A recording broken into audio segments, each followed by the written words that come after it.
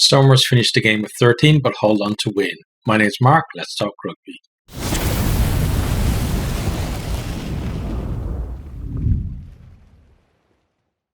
The Sharks started well in the first kind of 10 minutes or so. They're putting pressure on the Stormers with their physicality.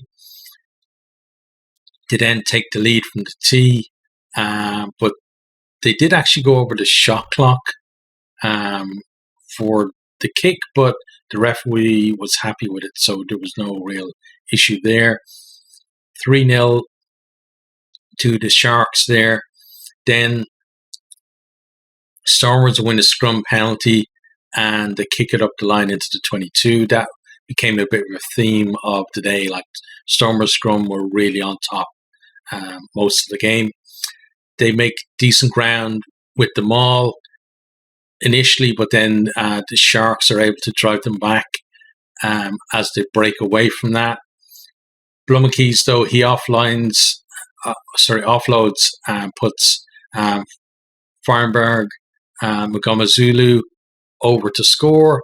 The conversion is missed, but 5-3 and the Stormers hit the front. Then Fouché tackles Mbata off the ball. So it's a penalty to the Sharks. Bosch pops that over.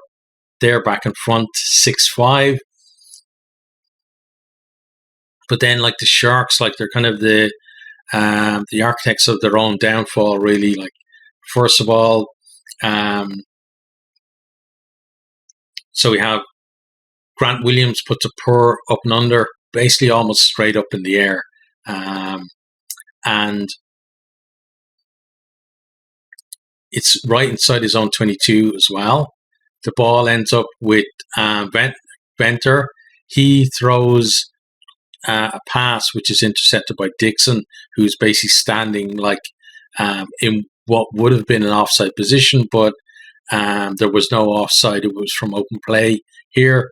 And he's got a simple run in to score. There's no defenders around him, really. The only one that was close to him actually passing the ball. So that's converted, and we're at 12-6 to the Stormers. They're beginning to, get... That gives them kind of the momentum, really, to get on top of the game. Sharks then, they do manage to win a scrum penalty. I think it was only one of two that they got in the game. Williams, he taps and goes quickly, and then they win another penalty at the next, at a ruck. So they decide to kick to the corner. But then the penalty gets reversed because Notche cleared out with his shoulder. It's just a penalty, no yellow card. Then Stormers come upfield from that. They win another penalty. Sharks are offside. LeBoc, he decides to go for it from about halfway. When the referee was kind of indicating that it was offside, he was kind of on the, he's probably about 5 or 10 meters further into the half. But then once he gets the mark, it's actually on halfway. LeBoc's kick, then it falls short, but the Sharks, they get caught behind the try line, and it's a scrum 5 to the Stormers. And that wasn't the only time that happened to them in this game. Like, they kept trying to run the ball from behind their own try line. Like, it was a bit silly. Stormers, they win a penalty at the scrum. They elect to scrum again. We have a bunch of resets and faffing about. Eventually win another penalty. They decide to spread it from the scrum. Blomkeys comes on a nice arcing run, gets inside Koch, and shows really good strength to get down and score. LeBoc converts that. We're at 19-6. Suddenly the Stormers are really taking control. Right from the restart, those Sharks, they win a penalty. They go up the line, set up the maul. Stormers, though, are able to make it unplayable and turn it over.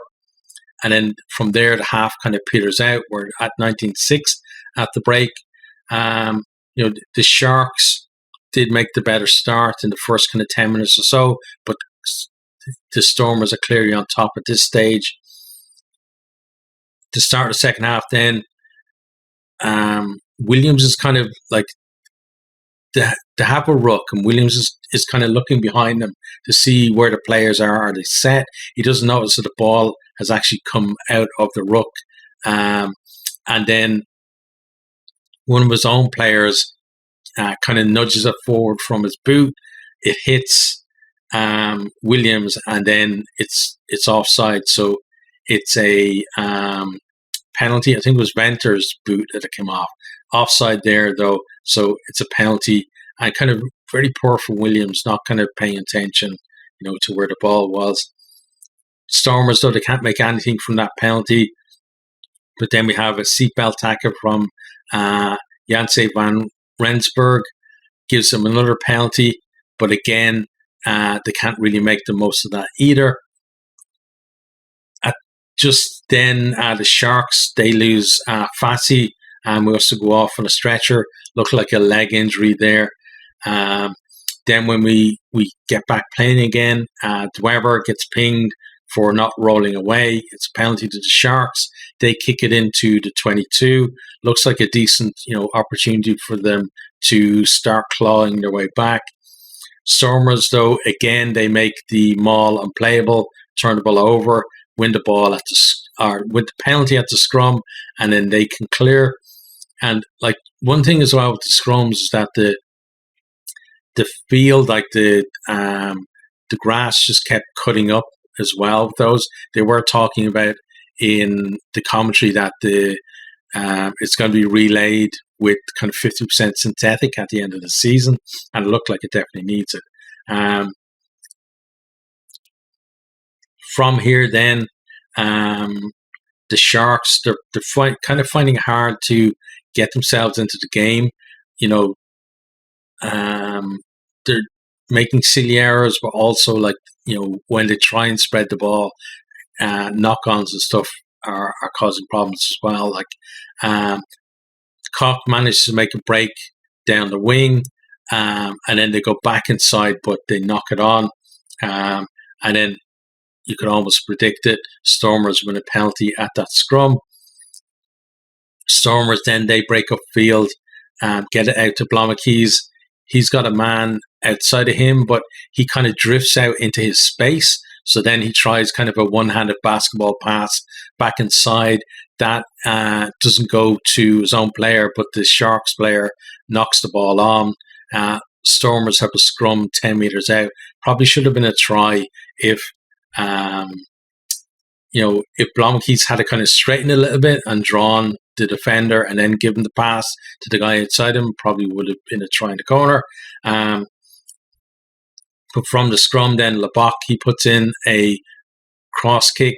The bounce kind of bamboozles everybody because it kind of bounces and then almost stops dead. It doesn't bounce forward or backwards. And the Sharks fullback who was there kind of, he got kind of flat-footed because of that. Davids just about knocks the ball backwards, and then Blomakis kind of picks the ball up and then dots down to score. We have a TMO check to make sure that it was actually a knock backwards, and that there wasn't any offside from the kick. That's all fine. So it's confirmed. It's converted from out wide as well. We're at 26-6. Looking really tough for the Sharks to come back from here. The Sharks then, they produce probably their best moment of the game up to this point. We have a lovely cross kick. Goes over the defence, finds Cock in some space behind.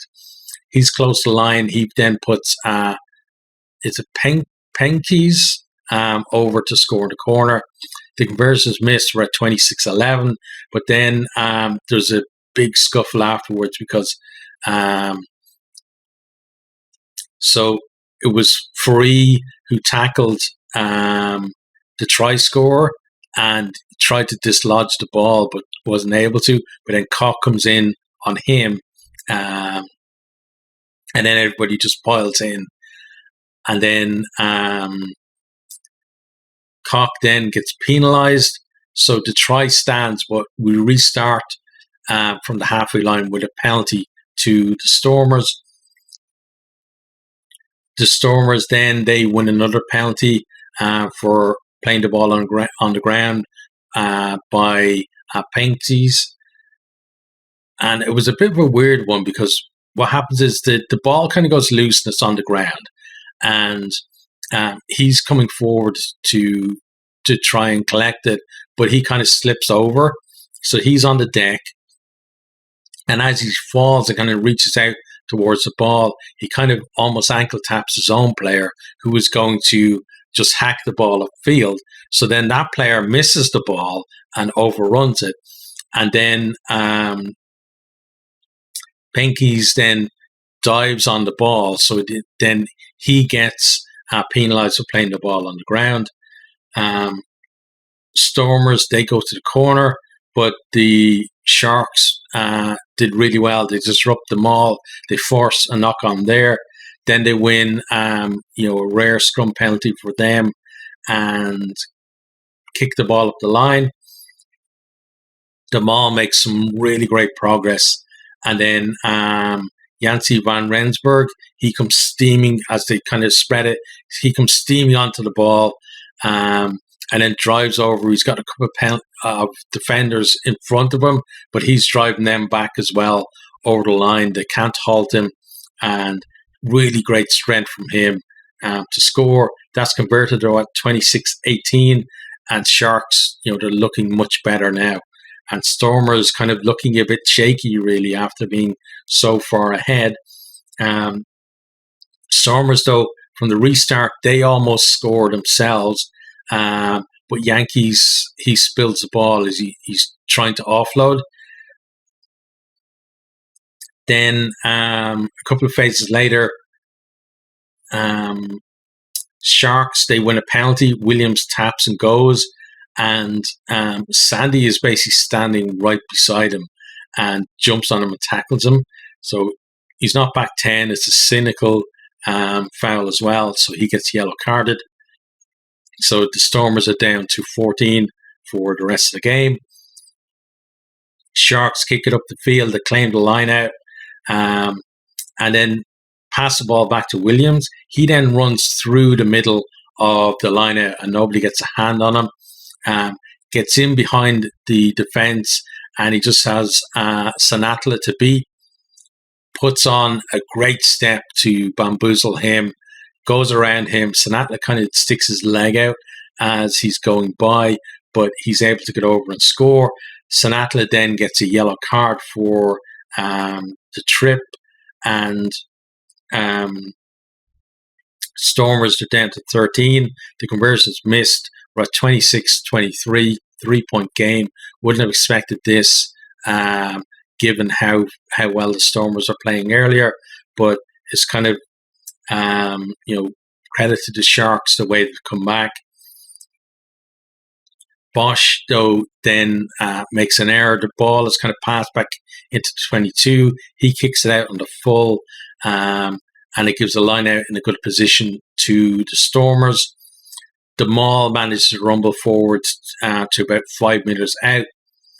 Glomackies, he puts a kick through, but Hartzenberg knocks that on. So then from the scrum, the Sharks again pass the ball back over their own line. It's a poor pass as well. They get caught behind the post. It's a 5-meter scrum to the Stormers. The siren sounds, so the game will be over the next time the ball goes dead. At the scrum, then Duplessis comes and tries to pick the ball from the back of the Stormers scrum, so he gets pinged for offside, and then Lebock pops that over the post. Final score is 29-23. A bit of a scare for the Stormers there. Let's have a quick look at the stats from the game. So in attack, it was 4 tries to 3 for the Stormers, so a bonus point win for them. And the Sharks got the losing bonus point as well.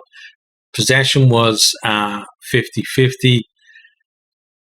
Clean breaks, 5 from the Stormers to 2 for the Sharks. The Stormers, they kind of found, a lot of decent positions when they were on top, found it kind of easier to go forward compared to the Sharks. Defenders beaten 5 for the Stormers, 9 for the Sharks. A lot of those Sharks defenders beaten was in that kind of last 10 or 15 minutes of the game as they really came back there. Offloads then 2 for the Stormers, 3 for the Sharks. Onto the defense then, territory was 56 to 44. Number of tackles 52 to 47. A lot of kind of ball and space here, and then a lot of kind of stop start as well with tons of scrums in the game. Tackles missed 9 for the Stormers, 5 for the Sharks, and tackle success was 85% each. So kind of on the low side, really. You want that really to be up in the higher 80s there, kind of as a minimum. Turnovers 1, then 7 for the Stormers and 3 for the Sharks. And that's kind of, a lot of the reason why not until the very end, like the Sharks were able to come back into the game. Then kicking, 4 successful kicks to 3.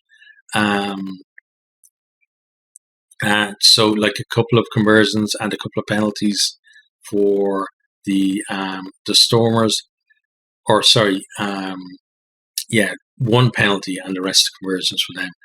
Then penalties conceded, 9 by the Stormers, 15 for the Sharks. A lot of it kind of, some of it was silly play, some of it was just that their scrum was under a lot of pressure, and they were conceding multiple penalties from that as well.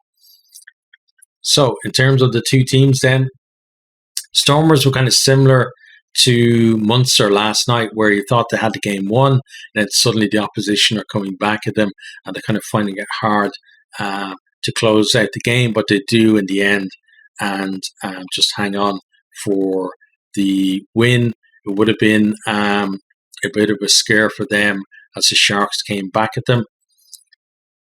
For the Sharks then, they're much better in the second half, but they couldn't create any chances when the Stormers were down to 13. And the scrum is definitely going to be a concern for them that they're going to have to improve on if they do want to get back up into, or get themselves up into the playoff spots.